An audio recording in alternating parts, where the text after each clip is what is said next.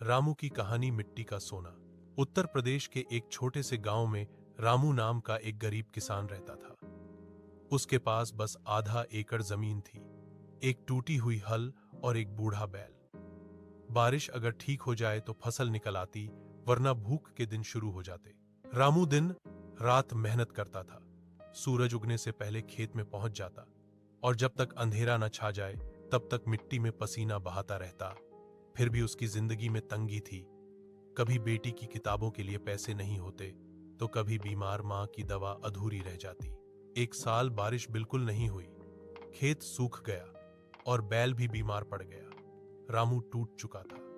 गांव के कई लोग शहर चले गए, लेकिन रामू बोला, ये मेरी मिट्टी है, इसे छोड़कर कहीं नहीं जाऊंगा। कुछ न कुछ रास्ता निकल ही आएगा। एक दिन वह अपने खेत में बैठा दुखी मन से मिट्टी खोद रहा था। अचानक उसे कुछ कठोर चीज लगी। उसने जोर से खोदा तो एक पुराना मिट्टी का घड़ा निकला। घड़ा खोला तो उसमें सोना नहीं था। बीज थे बहुत पुराने पर सहेजे हुए। रामू ने उन बीजों को संभाल कर बोया।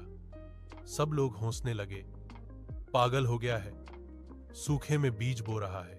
लेकिन कुछ दिनों बाद आसमान में बादल छा गए और हल्की बारिश शुरू हुई। धीरे धीरे खेत में हरियाली उगाई।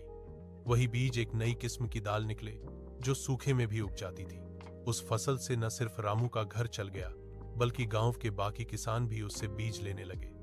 कुछ सालों में रामू ने अपने खेत बढ़ा लिए और अब वह गांव के बच्चों की पढ़ाई के लिए फंड देता था।